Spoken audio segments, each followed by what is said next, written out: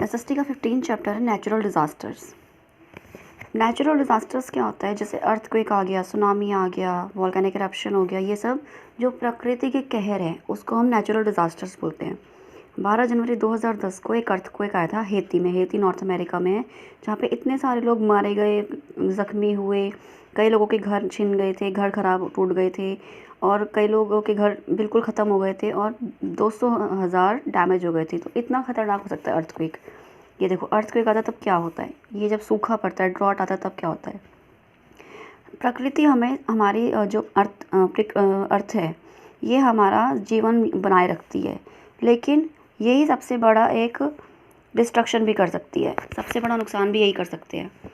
Natural disasters such as earthquake, volcanic eruptions, tsunami, floods cause great loss of life and property. ये सब जो है natural disaster जो है प्रॉपर्टी का और लाइफ का बहुत नुकसान करते हैं। अर्थक्वेक क्या होता है? जब अचानक से मूवमेंट होती है, वॉलेंट मूवमेंट होती है, बहुत तेज़ मूवमेंट होती है, खतरनाक मूवमेंट होती है अर्थ पर, जिसमें कई सारे झटके लगते हैं धरती पर। और ये ट्रैमर्स मतलब झटके लगते हैं, बहुत खतरनाक झटके होते हैं। और तो ये earthquake is said to be of a higher magnitude. जब ज़्यादा तेज़ झटके तो कहा जाता है कि मैग्नीट्यूड बहुत ज़्यादा है।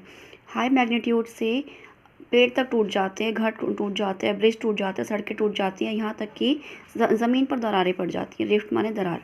बड़ी बड़ी बिल्डिंग्स, रोड्स, ये सब मलबा बन के रह जाते हैं। What causes earthquake? अर्थक्वेक किस वजह से होता है?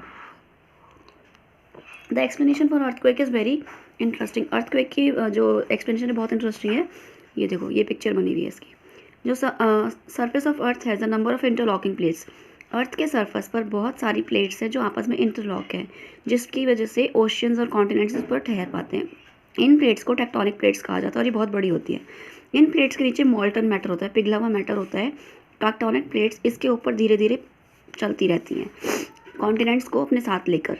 वो इतने धीरे चलते हैं कि हमें पता नहीं चलता। जब ये प्लेट्स आपस में ग्राइंड होती है, घिसटती हैं, तब एक मूवमेंट होती है, एक झटका लगता है। इसी वजह से अर्थक्वेक आता है। जो स्पॉट होता है उसके नीचे उस टाइम पे जहाँ झटका आता है उसको बोलते हैं फोकस ऑफ द अर्थक्वेक। जब surface of the earth directly below the focus, और फोकस के ऊपर जो होता है अर्थ, वो होता है एपिसेंटर। पहले फोकस, जहाँ झटका लगा हुआ फोकस, उससे ऊपर epicentre.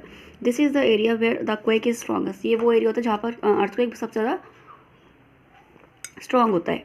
The tremors of earthquake spread through the ground like ripples in a pond. जो अर्थक्वेक के झटके होते हैं, ये धरती पर पानी पे लहरों की तरह फील होते हैं। क्या प्रिकॉशंस ले सकते हैं हम? कैसे बचाव कर सकते हैं? हमें तुरंत खुले एरिया में चले जाना चाहिए। बिल्डिंग से, वाहनों से या इलेक्ट्रिक खंभों से, बिजली के खंभों से दूर हो जाना चाहिए।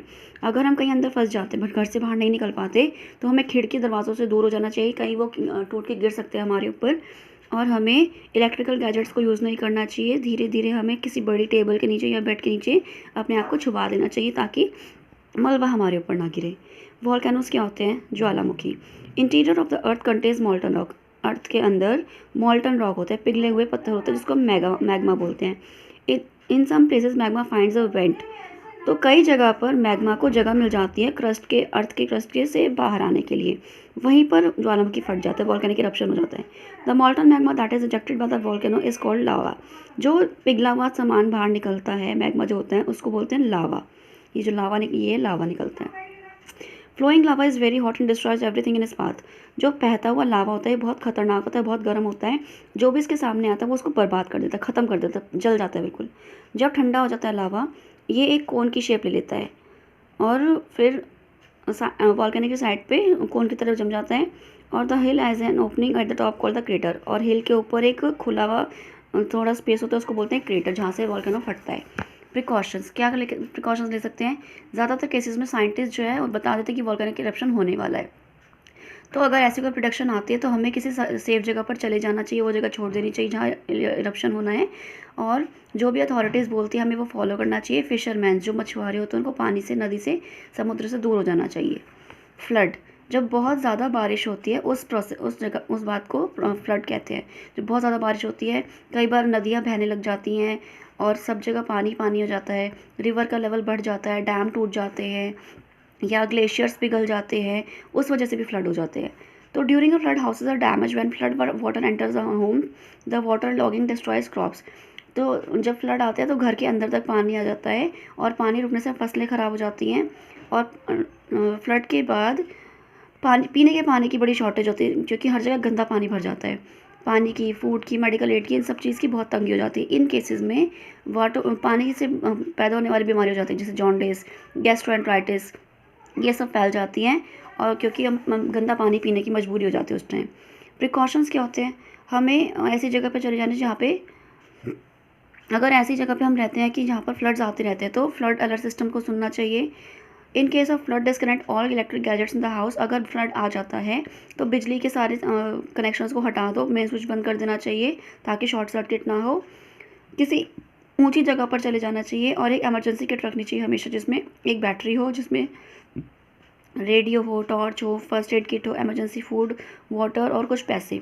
ड्रॉट क्या होता है? जब बारिश नहीं पड़ती है या बहुत कम बारिश पड़ती है, क्योंकि हमारा देश एग्रीकल्चरल कंट्री है, हम लोग किसान लोग हैं, ज़्यादातर हमें बारिश पे डिपेंड होना पड़ता है खेती के लिए। अगर बारिश नहीं होती तो हमारी फसल बंजर हो जाती है, ख़राब हो जाती है, धरती प्यासी हो जाती है और उसमें कुछ भी उपजाऊ नहीं रहता।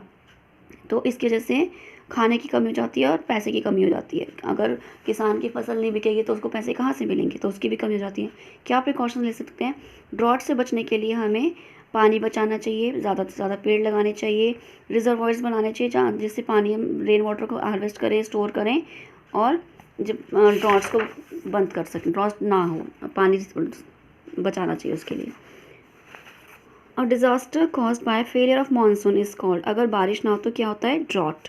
साइंटिस्ट प्रेडिक्ट करते हैं कि वॉल्केनिक एरप्शन होने से पहले बता देते हैं कि वॉल्केनिक एरप्शन होने वाला है। ग्लेशियर अगर मेल्ट होने लगता है तो उससे क्या होता है? Flood. The forces of nature can be very violent. Nature के फोर्सेज बहुत वायलेंट हो सकते हैं। True. If an earthquake strike you must take shelter under a tree. अगर अर्थक्वेक आता है तो हमें ट्री के नीचे छुप जाना चाहिए। नहीं, ट्री भी गिर सकता है। वॉल्केनोस 3 तरह के होते हैं, सही है, एक्टिव, नॉन एक्टिव और dormant. What do you mean by volcanic eruption? Volcanic eruption क्या होते हैं? What are the right precautionary measures to be taken during volcanic eruption?